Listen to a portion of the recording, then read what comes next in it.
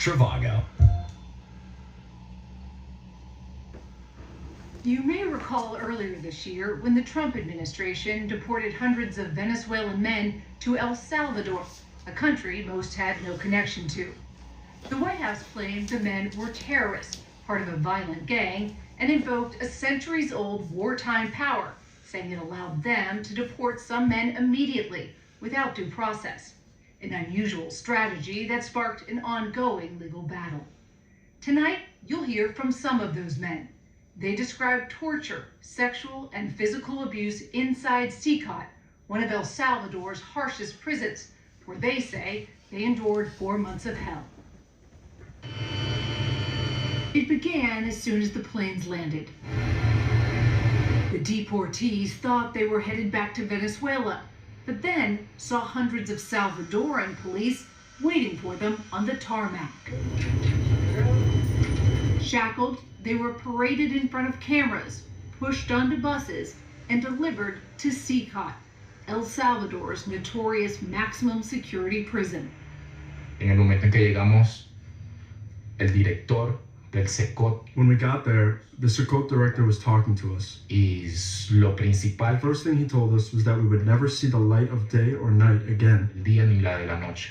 He said, "Welcome to hell. I'll make sure you never leave." Did you think you were going to die there? We thought we were already the living dead, honestly. We met Luis Munoz Pinto in Colombia. He was a college student in repressive Venezuela and hoped to seek asylum in the United States. In 2024, he says he waited in Mexico until his scheduled appointment with U.S. Customs and Border Protection in California. During that interview, Me analizaron. They just looked at me and told me I was a danger to society. you have no criminal record. No tengo. I never even got a traffic ticket. Nevertheless, he was detained by customs. He says he spent 6 months locked up in the U.S. waiting for a decision on his asylum case when he was deported. One of 252 Venezuelans sent to CECOT between March and April. Inside, he says their hands and feet were tied, forced to their knees, their heads were shaved. There was blood everywhere, screams, people crying, people who couldn't take it and were urinating and vomiting on themselves. Ya no hacía falta. When you get there, you already know you're in hell. You don't need anyone else to tell you. He says the guards began savagely beating them with their fists and batons. Tell me about what they did to you personally. Me agarraron 4 oficiales. 4 guards grabbed me, and they beat me until I bled, to the point of agony. They knocked our faces against the wall. That was when they broke one of my teeth. El momento donde me partieron uno de los dientes. CECOT, the Terrorism Confinement Center, was built in 2022 as a key part of Salvadoran President Nayib Bukele's sweeping anti-gang crackdown. The massive prison, designed to hold 40,000 inmates, and its harsh reputation are a point of pride for Bukele, who regularly allows social media influencers to tour it. As you can see, we're literally in the middle of the desert. Guards show off cramped cells where metal bunks are stacked 4 high. There are no mattresses or sheets. Inmates said they had no access to the outdoors and no contact with relatives. International observers warned CECOT was violating the UN standard for minimum treatment of prisoners. And 2 years ago, during the Biden administration, the U.S. State Department cited torture and life-threatening prison conditions in its report on El Salvador. But this year, during a meeting with President Bukele at the White House, President Trump expressed admiration for El Salvador's prison system. They're great facilities, very strong facilities, and they don't play games. In March, the U.S. struck a deal to pay El Salvador $4.7 million to house Venezuelan deportees at CECOT. These are heinous monsters, rapists, murderers, kidnappers, sexual assaulters, predators who have no right to be in this country, and they must be held accountable. The U.S. government said, these people are the worst of the worst. These people are migrants. And the sad reality is that the US government tried to make an example out of them.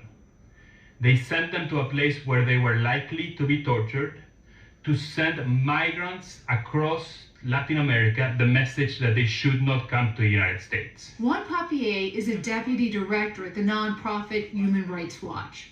In an 81-page report released in November, the organization concluded there was systematic torture and other abuses at CECOT, and that nearly half of the Venezuelans the U.S. sent there had no criminal history.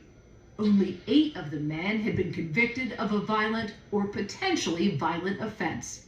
How do you know they weren't gang members? We cross-reference federal databases in all 50 states in the United States, and also obtain criminal records in Venezuela and in the countries where these people live. And the information we obtain in the United States is based on data provided by ICE. So ICE's own records said... ICE's own records say that only 3% had been sentenced for a violent or potentially violent crime. 60 Minutes reviewed the available ICE data. It confirms the findings of Human Rights Watch. It shows 70 men had pending criminal charges in the U.S., which could include immigration violations. We don't know because the Department of Homeland Security has never released a complete list of the names or criminal histories of the men it sent to CECOT. Rapid deportations have been a key part of the Trump administration's immigration overhaul. The administration considers anyone who crosses the border illegally to be a criminal. Illegal crossings are now at a historic low. But some immigration attorneys say the administration has used flawed criteria to justify deportations. Yo tengo algunos tatuajes, ninguno hace referencia. I have some tattoos. None of them have anything to do with any criminal group. Me dijeron, I explained to them, saying that I didn't belong to any gang, to which the agent responded, "But you are Venezuelan." pero si eres venezolano. 60 Minutes reviewed this document agents used to assess Venezuelans. A person with 8 points was designated as a Tren de Aragua gang member and deportable. Tattoos an immigration officer suspected of being gang-related earned 4 points. The criminologists who study gangs say tattoos are not a reliable way to identify Venezuelan gang members because, unlike some Central American gangs such as MS-13, Tren de Aragua does not use tattoos to signal membership. Venezuelan national William Lozada Sanchez was also deported to CECOT. He told us the guards there also accused Venezuelans with tattoos of being gang members. He detailed months of abuse and being forced into stress positions. So you had to be on your knees for 24 hours? Yes, because they put a guard there to watch us so that we wouldn't move. And what would happen if you couldn't make it? They'd take us to the island. What's the island? The island is a little room where there's no light, no ventilation, nothing. It's a cell for punishment where you can't see your hand in front of your face. After they locked us in, they came to beat us every half hour, and they pounded on the door with their sticks to traumatize us while we were in there. The torture was never ending. Interminables. They would take you there and beat you for hours and leave you locked in there for days. Some of the deportees described being sexually assaulted by the guards. They were hitting your private parts Sí. with a baton? No. No, they tugged at them with their hands. And they did that to multiple people? A su mayoría. To most of us. The men say they grew weaker by the day. They claim the prison lights were left on 24 hours a day, making it difficult to sleep, and that food and medicine were often withheld.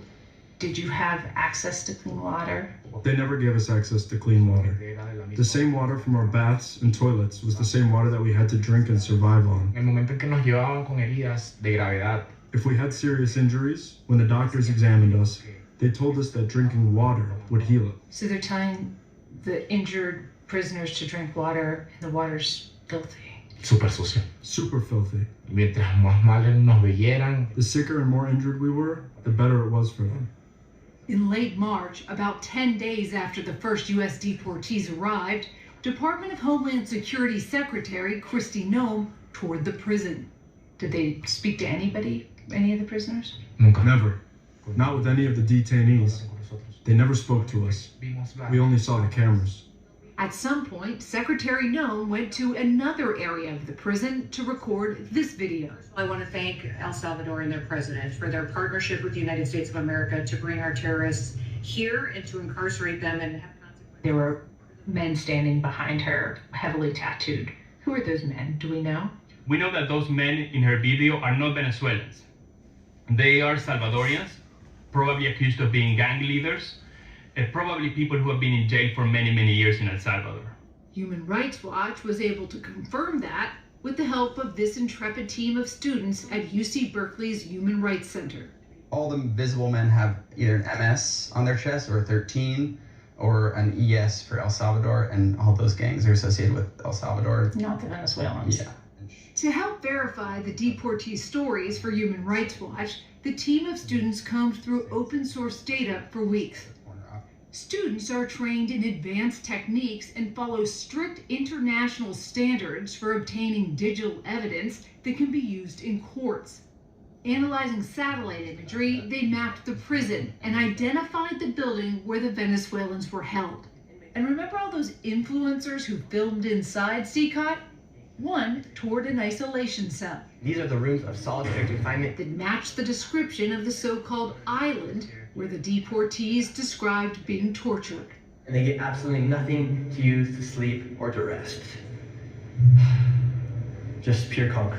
A show and tell of the armory confirmed CECOT had the weapons the Venezuelans say guards used on them. What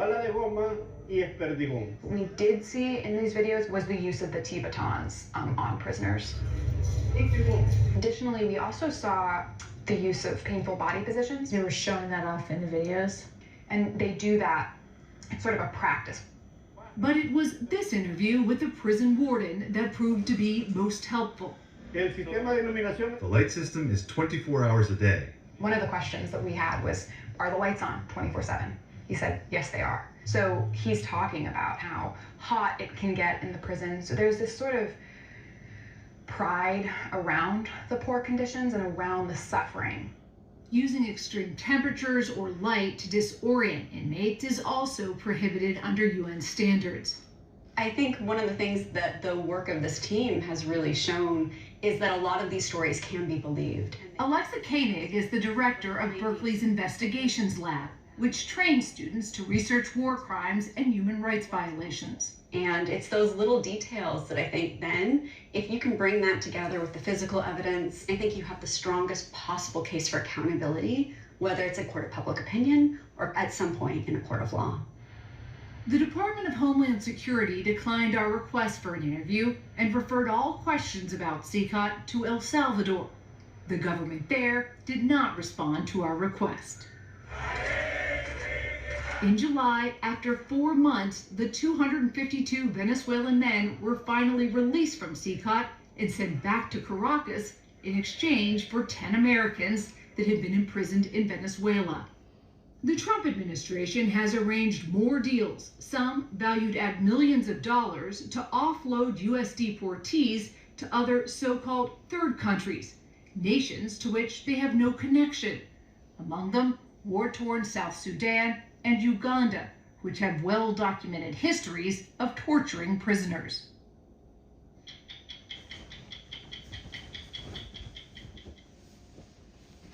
The 2025 Chevrolet Equinox EV brings advanced